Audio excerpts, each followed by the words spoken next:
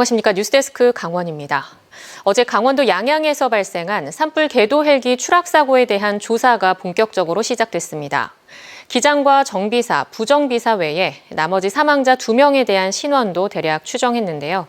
이들이 함께 탑승한 경위와 사고 원인을 규명하는 데에 시간이 더 걸릴 전망입니다. 배연한 기자가 보도합니다. 국토교통부 항공철도사고조사위원회와 경찰이 헬기 추락 사고 현장에서 잔해와 유류품들을 살펴봅니다.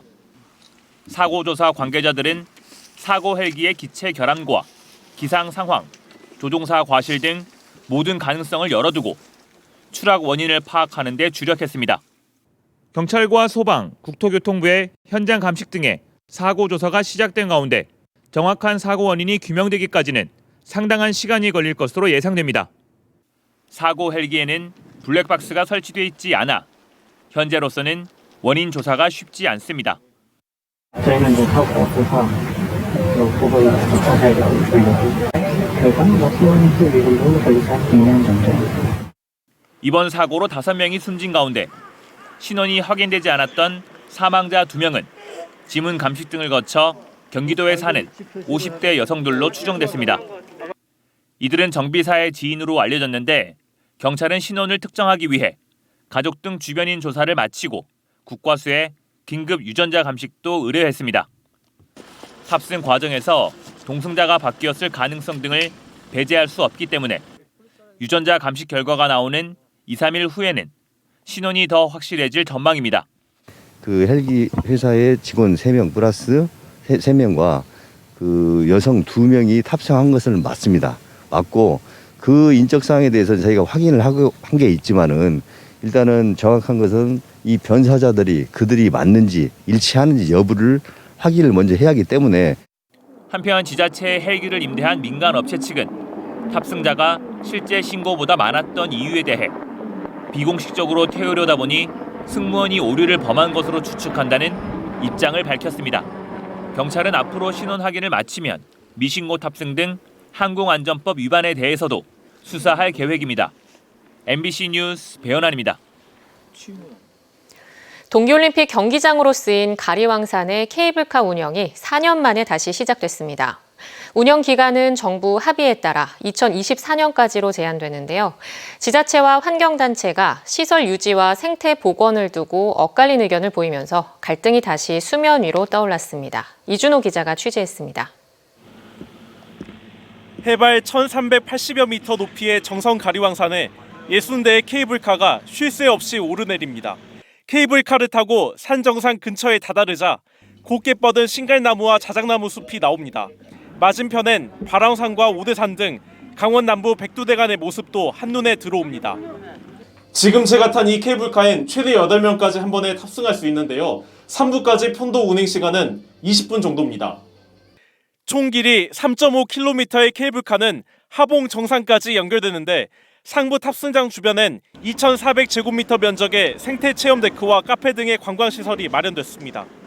효도 관광으로 어르신들도 같이 이 경치를 볼 수 있으면 더 좋을 것 같고 가족 단위로 또 아이들과 함께 오면 더 좋을 것 같고.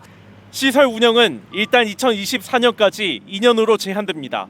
올림픽 이후 생태보건과 시설 활용을 놓고 갈등이 빚어지자 정부가 사회적 합의를 통해 한시 운영하기로 결정했기 때문입니다. 정선구는 케이블카를 전국적으로 사랑받는 관광지로 육성해 2년 뒤에도 시설을 계속 유지할 수 있게 노력하겠다는 입장입니다. 앞으로 해돋이, 해넘이, 은하수보기 등 다양한 힐링 프로그램을 개발해서 전국 최고의 문화관광 힐링 코스로 만들어 나갈 계획입니다. 그러나 환경단체는 이를 두고 거센 비판을 쏟아내고 있습니다. 녹색연합은 성명서를 내고 정부가 무분별한 개발을 방치하며 산사태 등이 끊이지 않고 있다며 대책 마련을 촉구했습니다. 또 곤돌라 운영보다 생태 복원이 우선이라고 덧붙였습니다. 대규모 관광시설과 탐방 압력으로 이어질 생태계 훼손이 불보듯 뻔한 상황인데 이에 대한 대책이 전무한 상황이고 환경부와 산림청은 빠르게 대처할 필요가 있겠습니다. 우여곡절 끝에 가리왕산 케이블카가 한시 운영을 시작했지만 이를 둘러싼 갈등은 다시 불거지고 있습니다. MBC 뉴스 이준호입니다. 플라이 강원이 기존에 보유한 189석 규모의 항공기보다 규모가 큰 260석 규모의 중대형 항공기를 도입해 오늘 기념 행사를 열었습니다. 이번에 도입한 항공기는 프랑스 에어버스사의 A330-200 기종으로 13,400km까지 멈추지 않고 날아갈 수 있으며 프랑스 현지에서 안전성 테스트를 진행한 뒤 오늘 오전 양양국제공항에 도착했습니다. 플라이 강원 측은 특히 18석을 기존 이코노미 클래스보다 2배 이상 넓은 공간이 주어지는 프리미엄 이코노미 클래스로 운영하기로 했으며 내년 1월부터 베트남과 대만, 미주, 유럽 등 중장거리 노선에 투입할 계획입니다. 오늘 오후 6시 기준 도내에서는 모두 1,956명의 코로나19 신규 확진자가 나왔습니다. 시군별로는 강릉 326명, 동해 124명, 속초 87명, 삼척 72명, 태백 51명, 정선 34명, 양양 28명, 고성 25명 등입니다.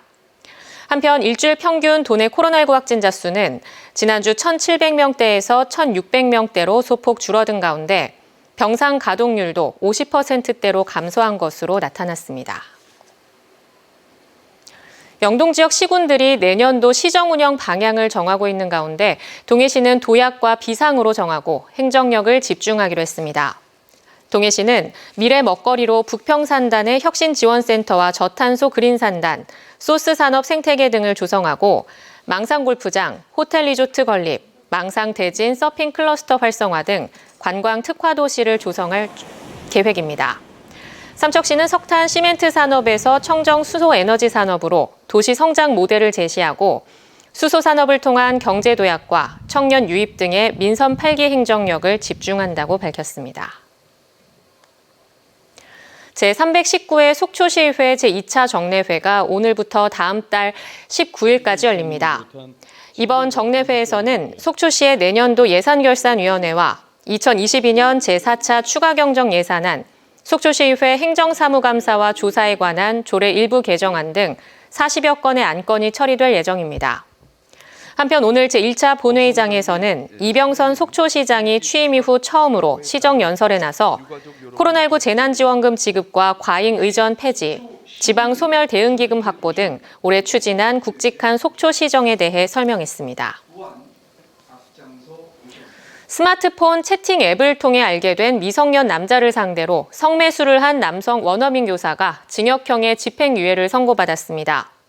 춘천지법 강릉지원 제2형사부는 지난 9월 3차례에 걸쳐 14살 남자에게 돈을 지불하고 유사 성행위를 한 혐의로 기소된 43살 원어민 교사에게 징역 1년에 집행유예 2년을 선고했습니다. 강원뉴스 마칩니다. 시청해주신 여러분 고맙습니다.